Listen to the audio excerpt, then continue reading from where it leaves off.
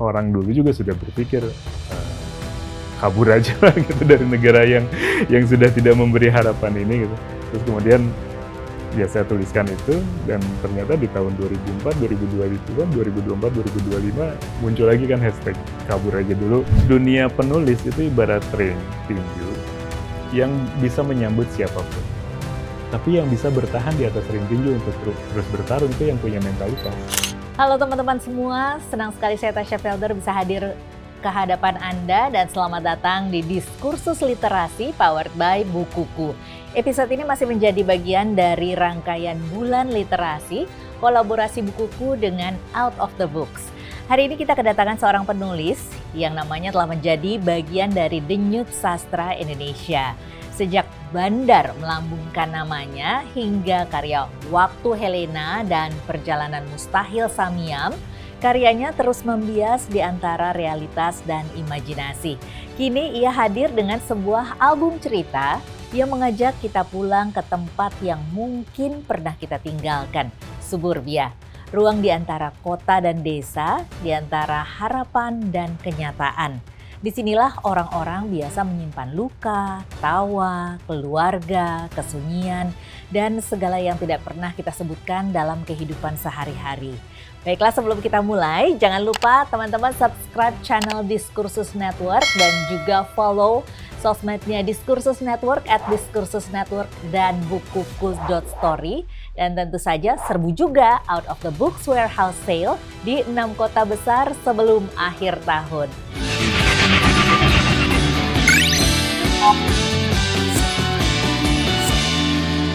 Baiklah teman-teman, saat ini saya sudah bersama dengan penulisnya Mas Zaki Yamani. Selamat siang. Selamat siang. Mas Zaki. Oke, langsung saja nih, selamat datang di Diskursus Literasi. Terima kasih sudah hadir di sini. Mas Zaki, sebenarnya apa sih titik awal Anda menulis balada Suburbia ini?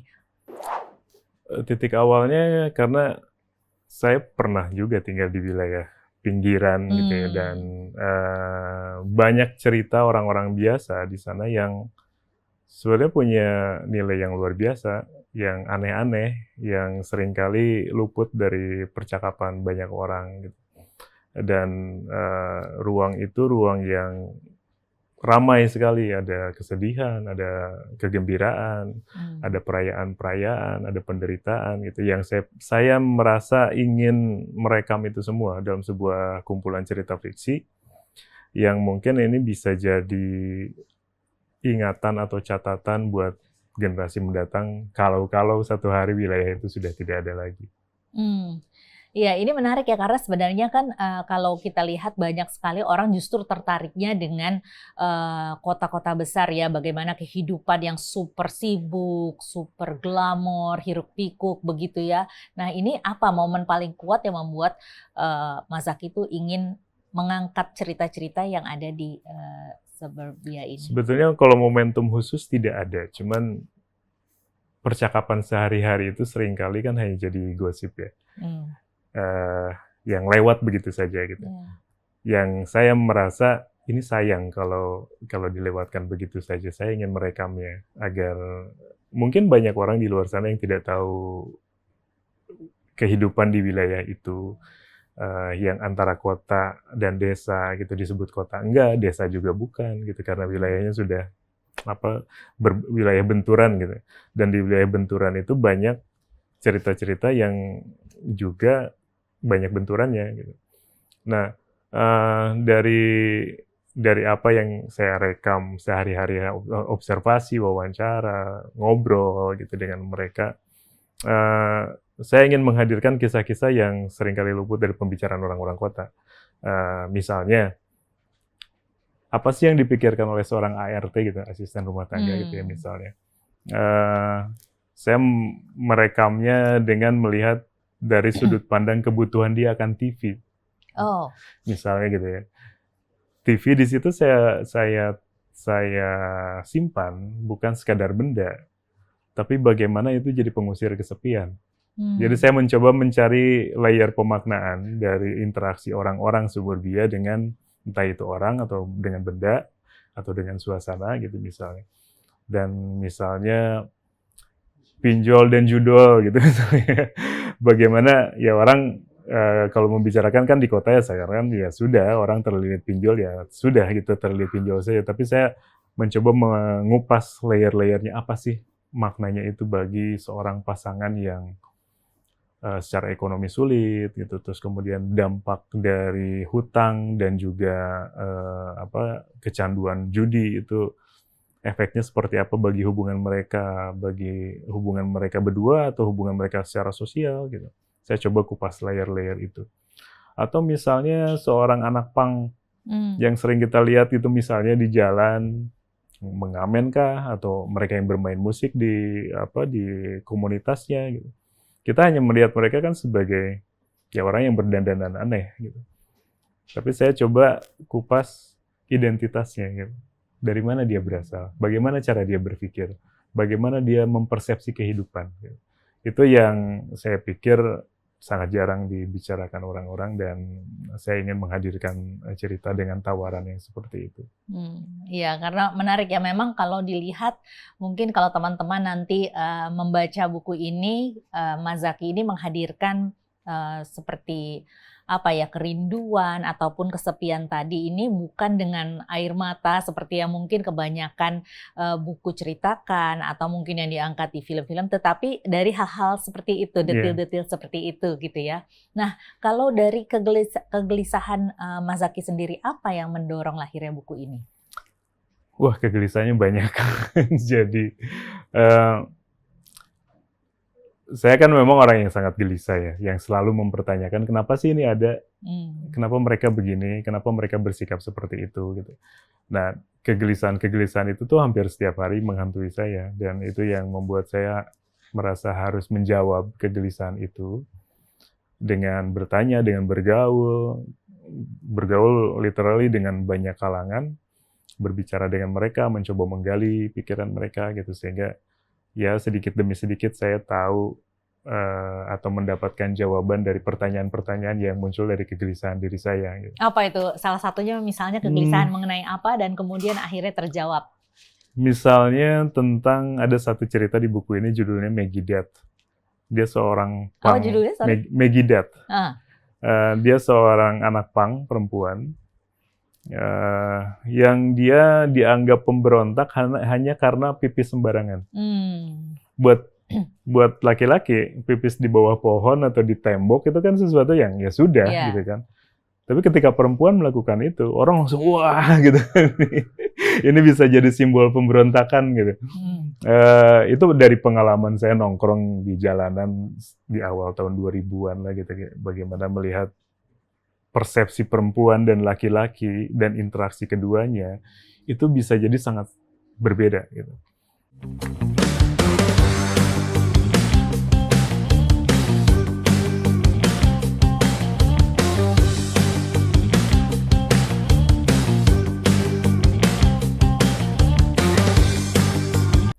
Dan bagaimana pemberontakan itu diwujudkan. Maggie Death sendiri sebagai seorang tokoh di dalam cerita saya tidak sama sekali berniat jadi pemberontak. Dia hanya melakukan apa yang dia pikir boleh dilakukan. Karena dia melihat sehari-harinya seperti itu. Karena sehari-hari gitu seperti itu, dia dalam pergaulan seperti itu. Kalau laki-laki bisa, kenapa saya enggak? Gitu. Hanya sesederhana itu saja. Gitu. Tapi orang-orang kemudian menyimbolkan dia sebagai sosok pemberontak. Dan kemudian saya coba gali layer-layer makna dari kehidupan dia, gitu, dari cara berpikir dia, cara berinteraksi dia, gitu, sampai pada sebuah konklusi di akhir cerita, bagaimana dia ingin mengakhiri hidupnya. Oke, nah ini teman-teman ini bukunya ya, Balada Suburbia. Suburbia ini kalau Mas Zaky bisa menggambarkan dalam satu kata saja, ini apa dan mengapa sih gitu Suburbia? Wilayah batas. Suburbia itu batas di wilayah yang oleh orang kota disebut pinggiran, oleh orang desa udah disebut kota. Jadi dia wilayah pertarungan pertarungan keras identitas di sana. Identitas entah itu identitas sebagai warga pedesaan yang beranjak menjadi warga urban gitu. Atau identitas warga urban yang masih dipandang terlalu desa. Jadi bagi Anda apakah suburbia ini ruang fisik kah, ruang sosial atau ruang batin? Dua-duanya, ruang fisik dan ruang sosial. Dan interaksinya sangat khas di sana tuh, karena masih ada nilai-nilai cerita-cerita tradisional yang masih dibawa, atau nilai-nilai yang konservatif yang masih dibawa gitu. Berbenturan dengan nilai-nilai kota yang sangat ekspresif, yang sangat liberal gitu misalnya.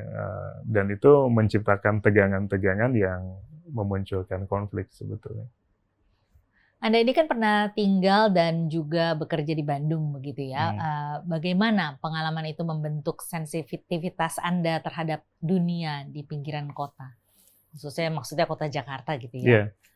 Bandung itu kan kota yang sangat relatif kecil ya dibanding Jakarta, dan saya suka merasa saya tinggal di Bandung tuh kayak kemana-mana kenal, karena memang lingkungan pergaulannya itu saja gitu. Kemana-mana ketemu pasti ada kaitannya, entah itu teman, entah itu saudara, kerabat gitu. Dan itu wilayah yang sangat intens, yang banyak tergambar di buku saya gitu. Intens dalam hal hubungan sosial ya gitu. Di mana orang saling kenal, terus kemudian Bandung juga wilayah yang masih ada nilai-nilai desanya gitu, keakrabannya gitu. Ya even ininya ya, suasana lingkungannya kan udara yang masih segar, banyak tanaman gitu. Tapi dia sedang dalam proses bergeser kan. Iya. Karena secara politik dan secara ekonomi, entah itu pemerintahnya maupun rakyatnya menginginkan Bandung menjadi lebih urban gitu. Dan keinginan Bandung yang menjadi lebih urban itu banyak mengubah banyak hal. Misalnya tempat nongkrong saya dulu di jalan itu tuh sekarang sudah nggak ada sama sekali jejaknya. Padahal dulu di situ anak punk, anak-anak metal, anak-anak jalanan ngumpul, berbagi banyak hal, berbagi cerita segala macam, berbagi aktivitas gitu. Sekarang udah jadi mall, udah jadi apa. Jadi kalau saya misalnya bercerita ke generasi anak saya, dulu papi nongkrong di jalan di mana? Udah nggak ada. Bagaimana udah nggak ada hal buktinya. Itu berpengaruh gitu atau mempengaruhi? Banyak akhirnya yang hilang ingatan sejarahnya ya, gitu. Karena spot-spot atau lokasi-lokasi yang dulu pernah punya makna bagi orang-orang, sekarang sudah tidak bisa dimaknai lagi karena fungsinya sudah berubah. Nah, orang-orang sudah tidak dimungkinkan lagi nongkrong di situ. Dan karena tidak banyak yang mau menuliskan seperti saya, cerita itu juga hilang. Dan akhirnya banyak yang melihat ya Bandung as is aja gitu, seperti yang sekarang ada, padahal dulu potretnya sangat berbeda sekali. Jadi apakah alasan ini merupakan salah satu alasan untuk Mas Zaky ingin membawa kisah-kisah itu ya, ke ada upaya ke arah sana gitu untuk merekam cerita. Pernah loh ada kejadian kayak gini gitu, walaupun dalam bentuk fiksi ya ceritanya gitu. Oke. Nah, ini ada cerita atau tokoh yang apakah ada cerita atau tokoh yang masih menghantui Anda hingga saat ini? Sampai sekarang. Kalau disebut menghantui sih tidak, cuman selalu saya ingat ada itu. Tokoh-tokoh seperti misalnya di dalam cerita ini Johnny Mushroom, terus tokoh bernama Samad, tokoh bernama Maggie Death. Itu tuh di era saya masih nongkrong di jalan kayak sangat akrab tokoh-tokoh dengan karakter semacam itu ya. Ini ada semua di sini. Ada semua di situ. Johnny Mushroom kayak misalnya dia seorang punk skinhead gitu, yang jualan magic mushroom di jalan gitu, yang nggak mungkin sekarang ditemukan lagi hal-hal kayak gitu. Atau Maggie Death seperti yang saya ceritakan, perempuan yang dianggap pemberontak padahal dia sendiri merasa biasa-biasa saja. Atau Samad, seorang buruh yang frustrasi, dia menjadi aktivis buruh, tapi kemudian saat dia di PHK nggak ada yang ngebela gitu, dia akhirnya membuat semacam monolog di dalam cerita ini tentang bagaimana caranya mencari bangsa yang lain yang bisa menerima dia gitu. Itu kan kegelisahan-kegelisahan yang mungkin masih beresonate dengan kegelisahan orang zaman sekarang. Misalnya ketika ramai dulu hashtag kabur aja dulu gitu. Itu kan sangat Samad sekali di dalam ceritanya. Padahal cerita Samad ini saya tulis lebih dari 14 tahun lalu. Orang dulu juga sudah berpikir, kabur aja lah gitu dari negara yang sudah tidak memberi harapan ini gitu. Terus kemudian ya saya tuliskan itu, dan ternyata di tahun 2004, 2024, 2025 muncul lagi kan hashtag kabur aja dulu. Tapi itu kan lebih digulirkan oleh kelas menengah ya gitu. Kabur aja dulu tuh ya misalnya mengakses sekolah atau mengakses pekerjaan di luar negeri gitu.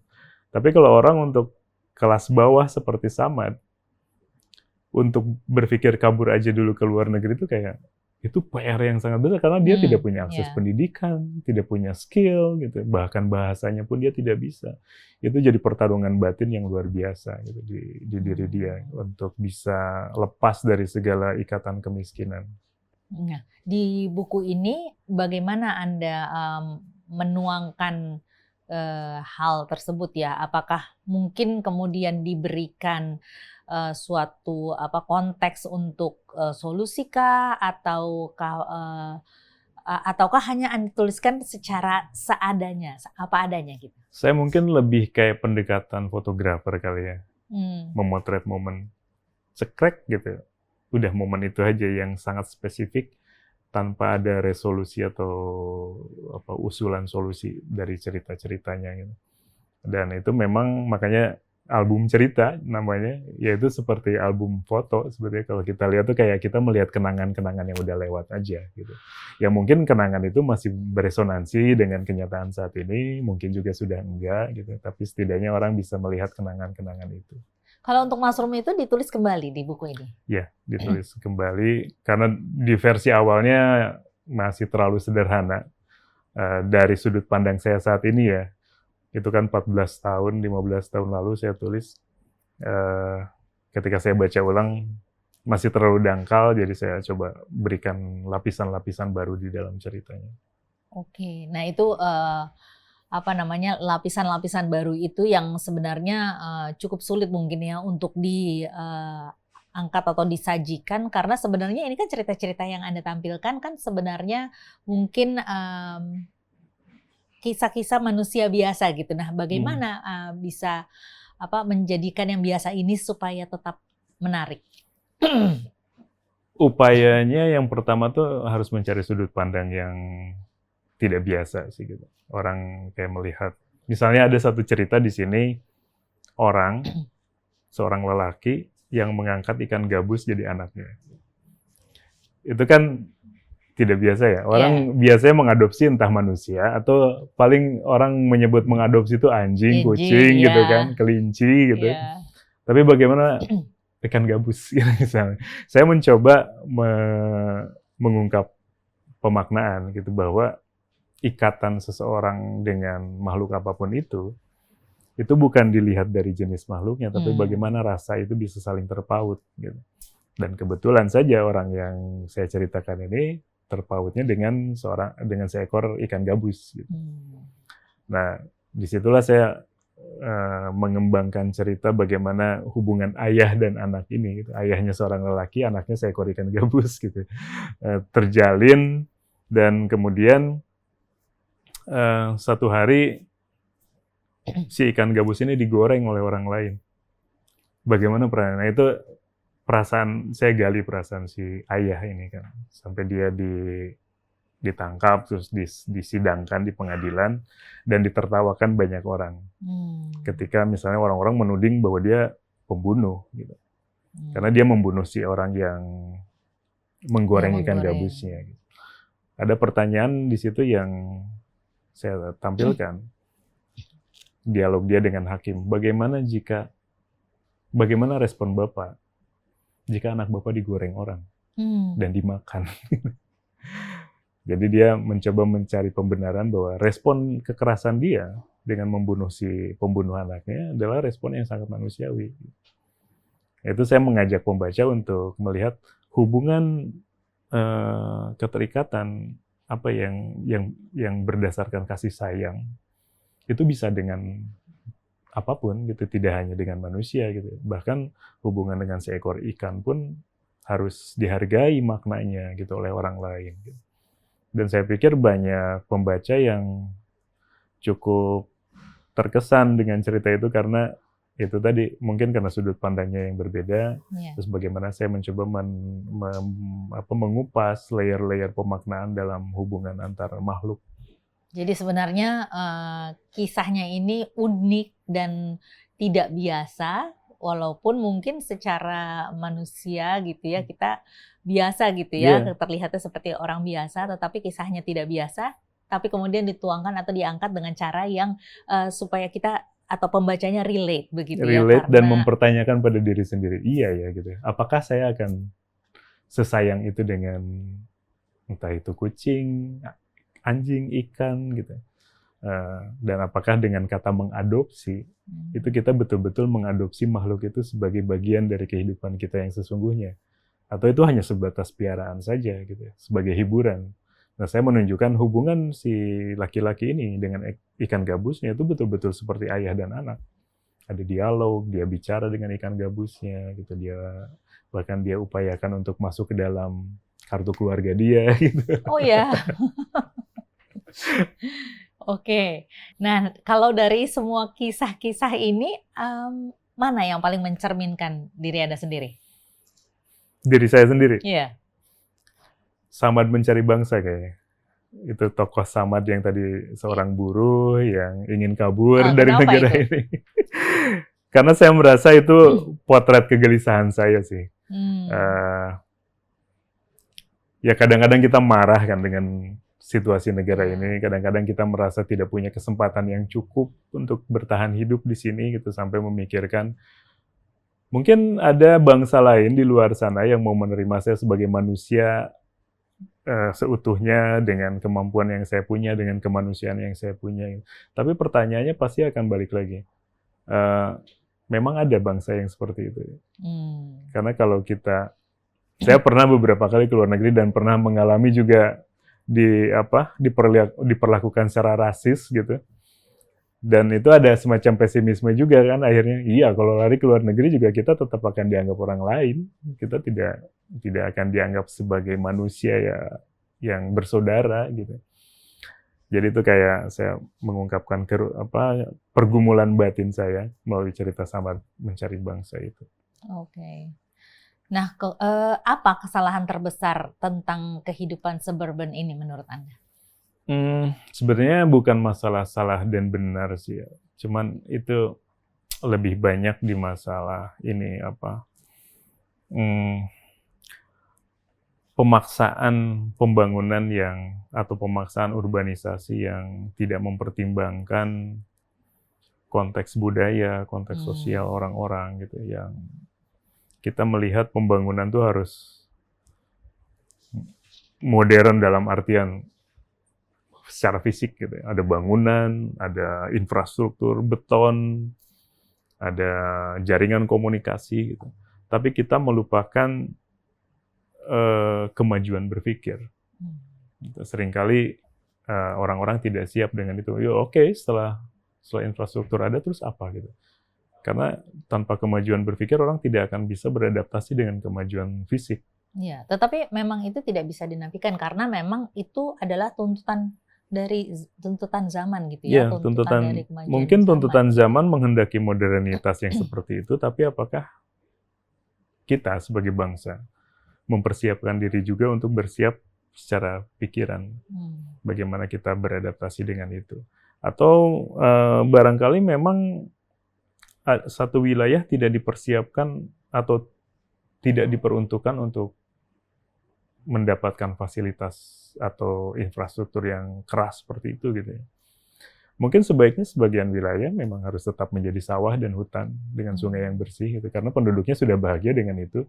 Yang dibutuhkan penduduknya kecerdasan, pengetahuan baru gitu, tanpa membutuhkan infrastruktur yang merusak gitu. Tapi kan seringkali negara dan sebagian masyarakat berpikir bahwa itu adalah kemajuan. Yeah. Pembangunan fisik itu adalah kemajuan, padahal dari yang saya lihat dan yang saya alami itu tidak selalu seperti itu. Artinya ada yang luput diperhatikan oleh negara, dan ini yang mau Anda angkat supaya mungkin membuka ya. Jadi modernitas seringkali dipaksakan, mungkin kalau itu bisa disebut salah. Seringkali dipaksakan kepada sekelompok masyarakat untuk berpikir dengan cara cara berpikir yang sama dengan si pemaksa. Sementara orang yang tinggal di wilayah situnya tidak pernah diajak bicara tentang apa yang akan kita lakukan bersama-sama dengan pembangunan ini. Kalau dalam 10 sampai 15 tahun terakhir ini bagaimana Anda melihat perubahan dari gaya hidup kelas menengah suburban di Indonesia? Pergeserannya banyak sekali ya. Ya pergeseran itu ditopang dengan kemajuan teknologi informasi, gitu, infrastruktur. Tapi ya banyak yang diabaikan dalam hal nilai-nilai nilai-nilai kemanusiaan gitu. Banyak yang seringkali melupakan itu. Misalnya dalam interaksi sosial kita sudah terlalu terbiasa menggunakan gadget misalnya. Sehingga kita lupa untuk melakukan percakapan langsung seperti ini. Kalau kita lihat ke coffee shop gitu kan, orang-orang kan sibuk sendiri, sibuk menunduk. Ya, betul. Dulu saya masih ngalamin ya kalau nongkrong ngobrol, bercerita apapun gitu. Bahkan dengan orang yang baru dikenal ya ngobrol aja gitu. Dan entah saya yang masih terlalu kolot gitu ya. Saya merasa itu lebih bermakna dalam kehidupan dibanding kita bicara melalui medium gadget. Ya, jangankan dengan orang yang baru dikenal, dengan keluarga saja kita di dalam satu ruangan ataupun di meja aja kita sibuk sendiri. Betul. Jadi kita seringkali ikut hadir secara fisik tapi tidak present secara secara spiritual gitu, tidak ada koneksi gitu. Iya. Nah, kalau dalam kehidupan masyarakat kelas menengah di suburban ini, apakah juga seperti itu atau mungkin ada sesuatu yang lebih unik dari kehidupan mereka? Misalnya dalam cerita Antara Mur dan Bawut, itu saya cerita tentang sepasang suami istri yang terlilit pinjol dan judi online. Dulu berjudi itu kan harus mencari tempat judi ilegal ya. Iya. Ada upaya gitu. Benar-benar sekarang kan betul-betul di dalam kamar itu bisa dilakukan. Iya. Jadi penetrasi pihak yang dulu kita anggap jauh di luar rumah, sekarang tuh 24 jam dia bisa berada di dalam ruang yang paling privat, gitu, kamar tidur, kamar mandi, apapun itulah gitu. Dan kita bisa mengakses itu gitu, dengan mudah. Dan itu menyebabkan banyak perubahan dari pola komunikasi dan interaksi antar manusia, dan juga membuat orang jadi tanpa batas lagi gitu, melakukan banyak hal yang negatif gitu ya. Dan itu saya kaitkan juga dengan fenomena open BO gitu kan, booking online untuk aktivitas prostitusi gitu ya. Karena memang pernah saya mendengar kejadian sama tuh, dapat cerita suaminya terlilit pinjol, terlilit judol dulu, terus kemudian untuk menutupi hutang judi online-nya dia pinjol, terus kemudian dia memeras istrinya. Nah istrinya karena sudah terdesak akhirnya melalui fasilitas teknologi bisa open BO. Jadi itu tiga hal yang saat ini mungkin orang-orang di urban kelas menengah tidak melihat itu secara nyata gitu. Tapi di wilayah suburban itu tuh banyak yang terjadi seperti itu, dan itu membuat miris ya kalau buat saya ya. Jadi menurut Anda kelas menengah ataupun masyarakat yang tinggal di suburban ini lebih rentankah atau sebenarnya sama saja dengan yang di kota-kota? Lebih rentan dalam artian gini, kalau di wilayah urban orang itu walaupun dalam beragam aspeknya lebih individualistik gitu, tapi mereka lebih banyak pilihan sebetulnya dalam kehidupan. Di wilayah suburban itu tidak terlalu banyak pilihan. Itu yang membuat mereka jadi lebih rentan. Pilihannya mau bekerja di kebun udah susah, kebunnya semakin sempit dan tidak mungkin mencukupi untuk kehidupan. Bekerja di pabrik juga, ya gajinya juga tidak mencukupi. sehingga mereka lebih rentan untuk mencari peruntungan dengan cara-cara yang mereka anggap lebih mudah. Dan juga mungkin melarikan diri ya dari Atau melarikan segala diri. tuntutan-tuntutan Melarikan diri. itu ya. Di wilayah urban juga banyak yang terjadi seperti itu, tapi mereka juga adalah dari kelompok suburban, orang-orang yang melakukan urbanisasi kan. Bukan orang yang memang sudah punya akses baik gitu di kota. Akhirnya mereka masuk di wilayah-wilayah slum gitu. Tapi kalau kita runut, ya mereka ini sebenarnya orang-orang dari wilayah pinggiran yang masuk ke wilayah kota, tapi dengan membawa identitas suburbannya itu. Gitu. Ya memang tidak bisa disebutkan bahwa wilayah urban lebih aman dan nyaman, dan wilayah suburban lebih tidak aman dan tidak nyaman. Tidak bisa seperti itu juga, karena ini sudah saling infiltrasi kan. Itu wilayah suburban masuk ke urban, wilayah urbannya juga semakin mendesak ke wilayah suburban gitu. Begitu. Jadi tapi ya yang ingin saya ceritakan di buku ini tuh lebih banyak ke mentalitas yang belum siap dengan modernitas yang dipaksakan. Ya mungkin ini yang seperti yang tadi Anda katakan juga adalah kesenjangan dari luputnya negara untuk memperhatikan hal tersebut gitu ya, antara masuknya teknologi-teknologi dan juga kemajuan zaman dengan bagaimana mereka siap untuk bisa menerima itu. Dan bahkan kan tidak ada upaya kelihatannya dari negara untuk membuat wilayah slum di kota atau suburban di pinggiran kota untuk menjadi wilayah yang lebih ramah, yang lebih sehat, yang lebih baik. Gitu. Ya mereka kayak menerima itu sebagai sebuah konsekuensi dari pembangunan yang tidak perlu diapa-apakan gitu. Ya. Ini saya masuk sedikit ke ranah pribadi mungkin ya. Anda ini kan pernah mengalami masa depresi sampai sulit katanya gitu ya, membedakan antara realitas dengan mimpi. Nah, apakah ini mempengaruhi cara Anda melihat hidup dan cara Anda menulis juga? Sangat mempengaruhi sebetulnya, karena cerita-cerita saya tuh dark. Kalaupun ada humornya, dark humor. Terus mungkin itu ada akibat dari situasi depresi klinis saya. Gitu. Melihat sesuatu itu selalu dari sudut pandang yang gelapnya dulu. Gitu. Tapi saya juga ada makna gitu dalam cerita-cerita saya. Dengan menyajikan cerita yang gelap, orang bisa menyadari sesuatu yang seharusnya terang. Gitu.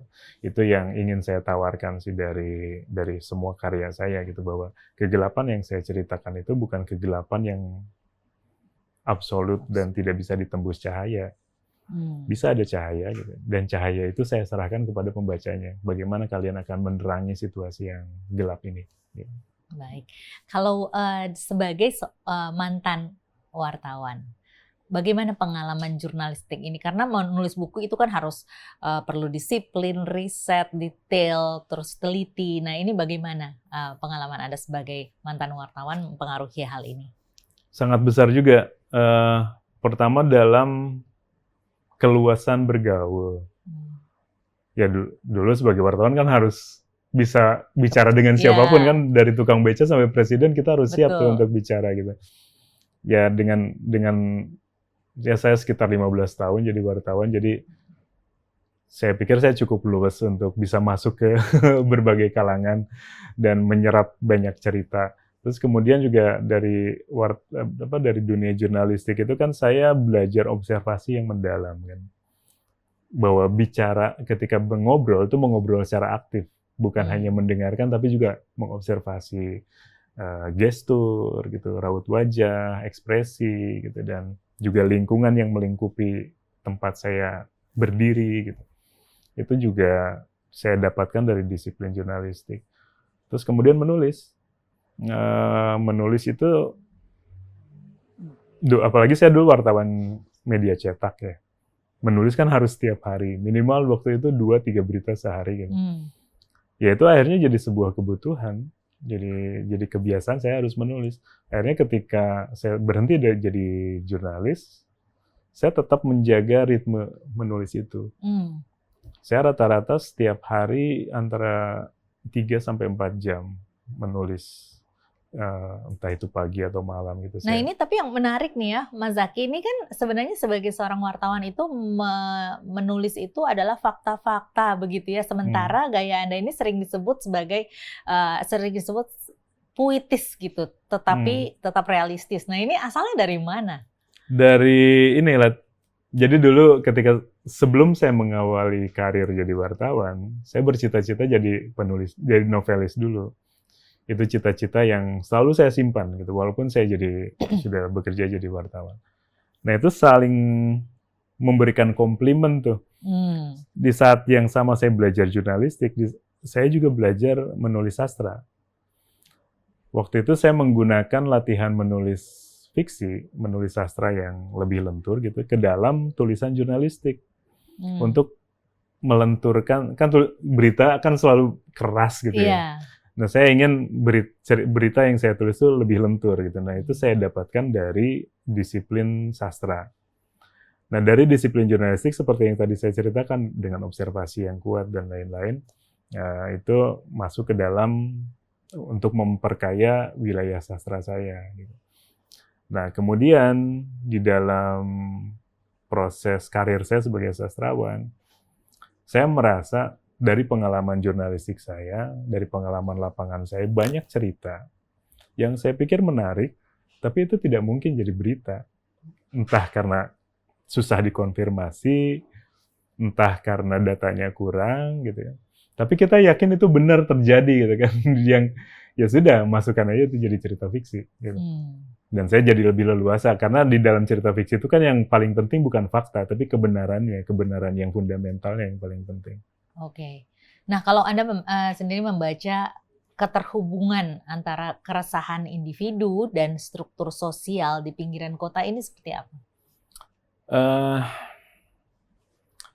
Seperti apa ya? Ya itu lebih mentalitas orang bertarung sih. Orang benar literally dalam survival mode setiap saat, bertahan hidup dengan cara apapun gitu. Dan mentalitas bertarung itu saya bisa merasakannya betul karena juga pernah dan mungkin masih dalam situasi seperti itu gitu.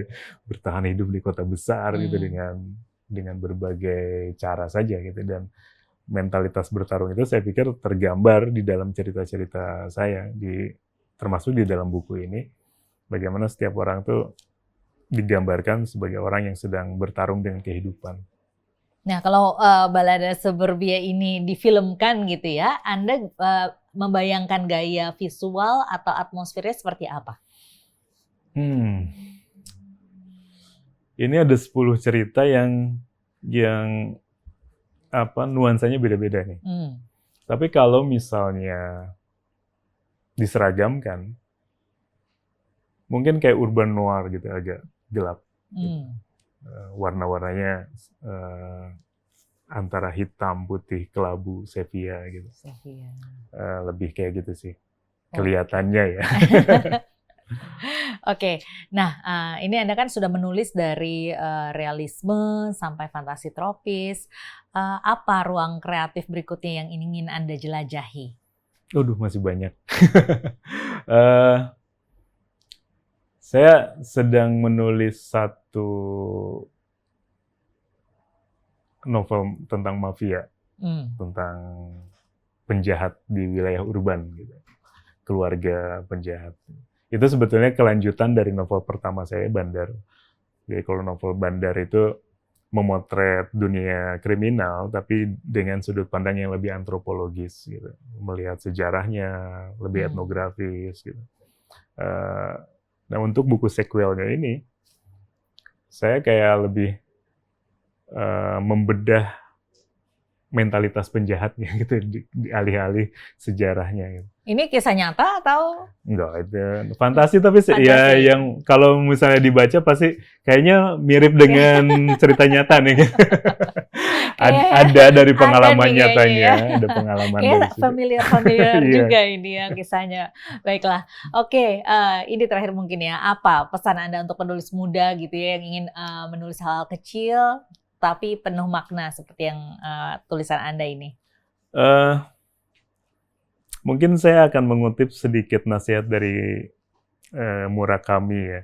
Dia bilang kurang lebih, dunia penulis itu ibarat ring tinju yang bisa menyambut siapapun. Gitu. Tapi yang bisa bertahan di atas ring tinju untuk terus bertarung itu yang punya mentalitas. Kurang lebih kayak gitu ya. Nah, saya lihat banyak penulis muda datang dan pergi ke dunia penulisan, tapi jarang sekali yang saya lihat konsistensinya.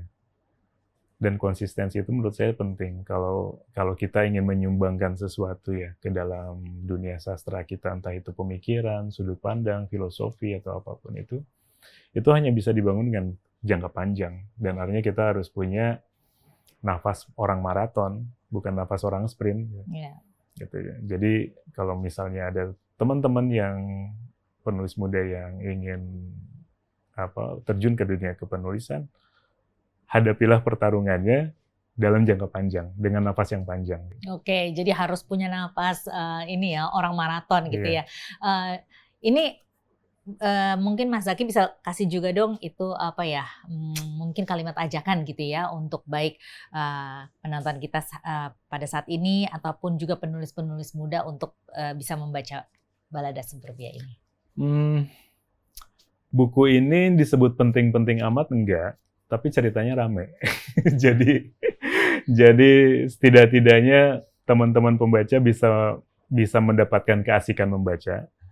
Dan kalau dibaca 2 kali akan mendapatkan makna yang lebih dalam, dibaca 3 kali akan menemukan layer yang baru lagi.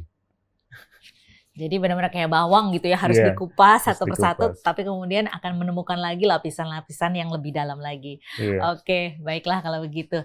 Nah, teman-teman, di Balada Suburbia ini Mas Zaki Yamani menulis cerita-cerita kecil yang justru memantulkan pertanyaan besar, apa sih artinya tumbuh di pinggir? Apa makna rumah dan apa yang kita cari saat melihat hidup orang lain. Dari cerita-cerita kecil di pinggir kota, kita belajar bahwa kehidupan tidak pernah benar-benar biasa.